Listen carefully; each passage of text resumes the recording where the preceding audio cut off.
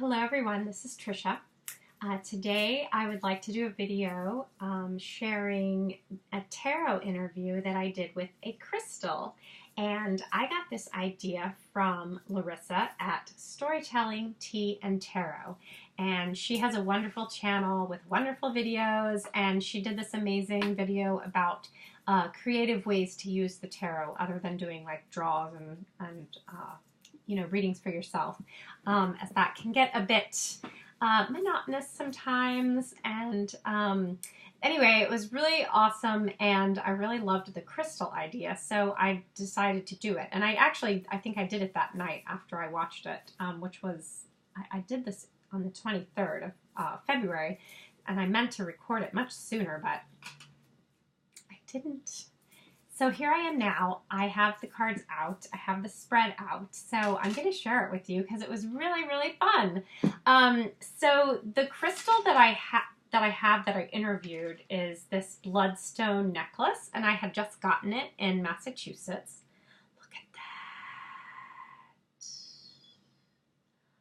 It's positively magical, isn't it? Oh my gosh. So I was in Massachusetts, and you know, I had for years this little teeny tiny bloodstone, and I don't know. I didn't know much about it, and I don't know why I had that, and I don't know why, but when I went into the store and saw this bloodstone was not on my list of things to get. You know, I wasn't thinking about bloodstone. All of a sudden, I saw this, and I was like, oh my God, I need that bloodstone. So I wasn't really sure why I was getting it, but I do know enough now to know that if I have a strong pull towards something, there's probably a reason why. So I purchased it. And so one of the things that I noticed immediately with wearing it, I was wearing it home from the trip to Massachusetts.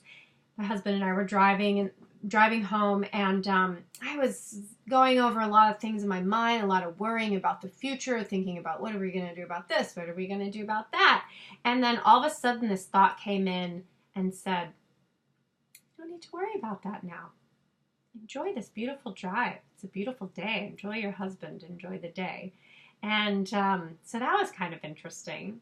And then a couple days later at work, I also noticed that, you know, I usually get pretty anxious like right before my shift starts, especially if it looks like there's going to be some crazy scheduling stuff, and I get all worked up about it, and I get all internally upset like before my shift. And this one day I looked at the schedule. It looked like it was going to be a bear, and I just thought, well, I guess I'll worry about that when it starts. I'm just gonna go eat now. And I was so just like calm, and then later, after reading about Bloodstone, I read that it helps to keep you in the present moment, and just really ground you in the present moments and tune out distractions. So I thought that was really fascinating. So I've definitely already had some very powerful experiences with it. So let me get on to the reading, and I'll leave a link in the bottom where I got this spread from. So I'll just show you quickly the spread.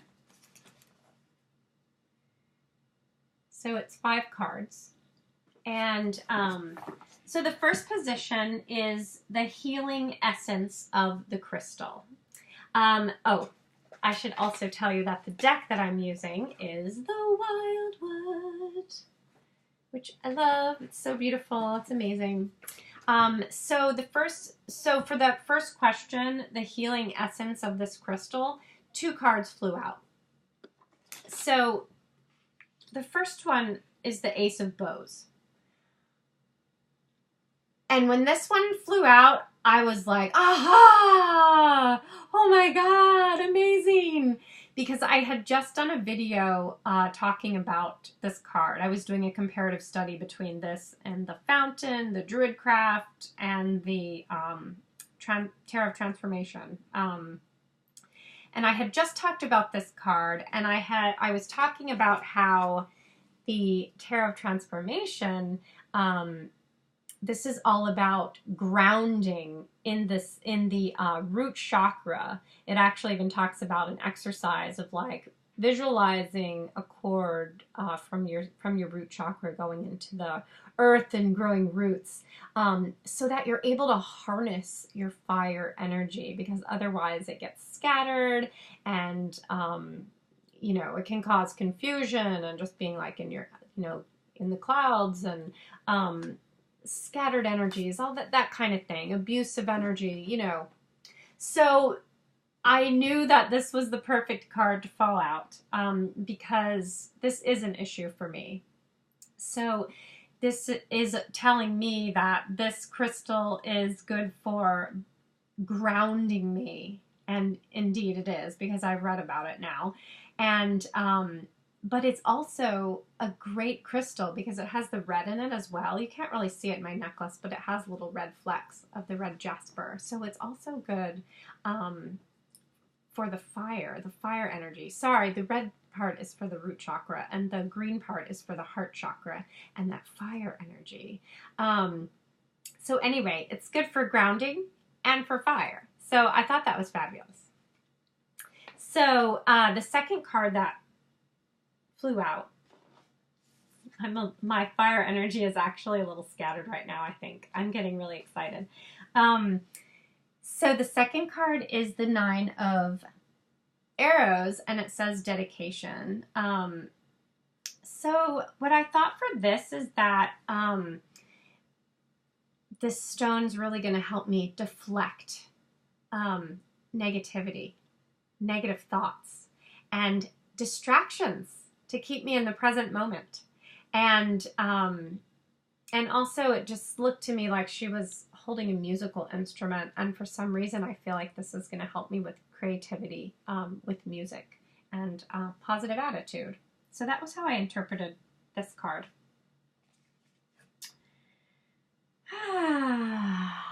Yes, and also healing for the heart chakra, and also physically for the heart and the blood.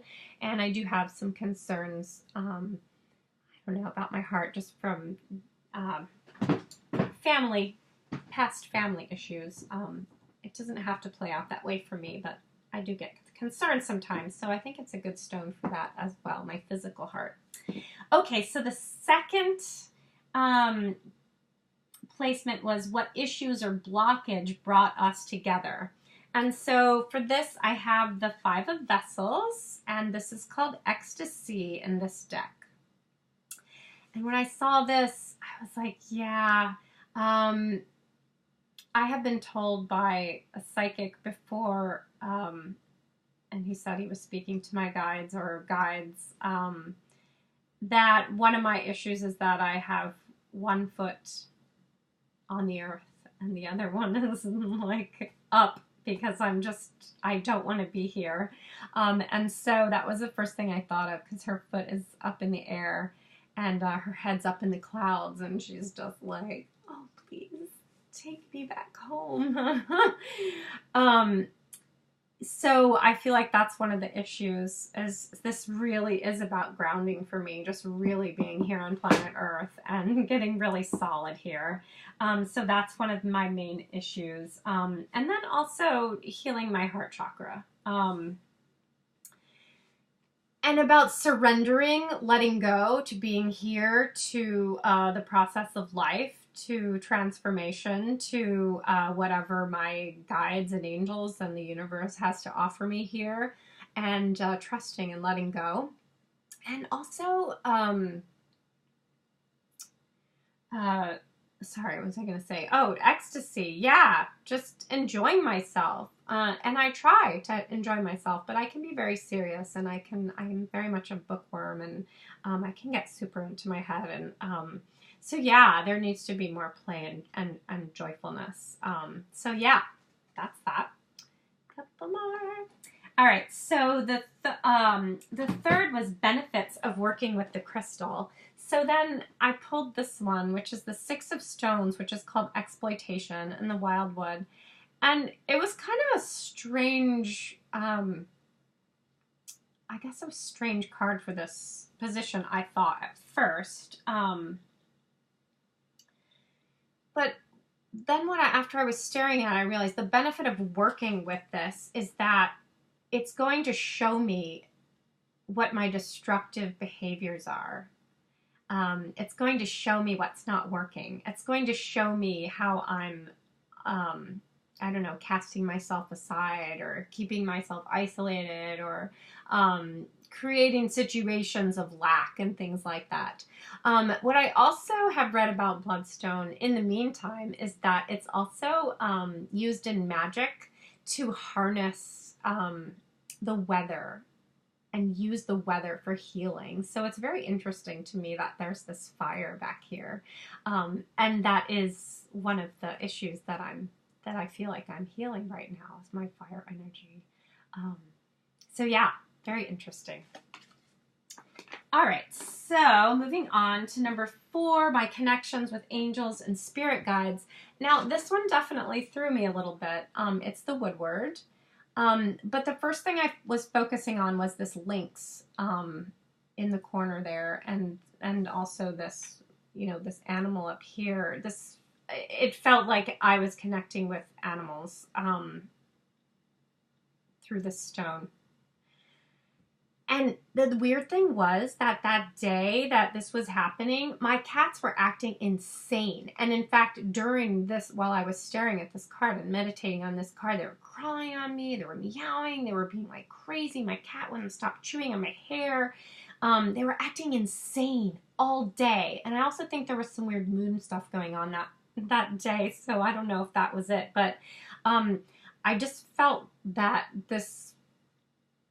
the message was that the crystal connects me with some 4-legged energy, possibly a cat. I don't know. I've been told that I have a wolf with me.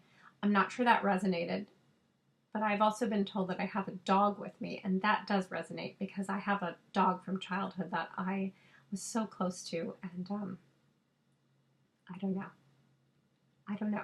But then the cats. I was a little unclear.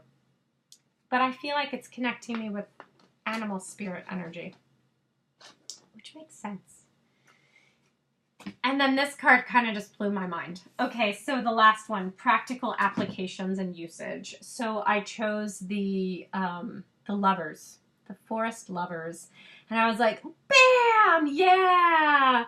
It is the marriage of the lower chakras, the red and the orange chakra with the heart chakra. So in practical terms, we're talking about sex, intimacy, bonding, friendships, relationships, pleasure. What else did I have written down? Oh yeah, self-esteem, love of self. Yeah, so that's the interview. It was amazing. I regret that I didn't record it a little sooner. However, it doesn't matter.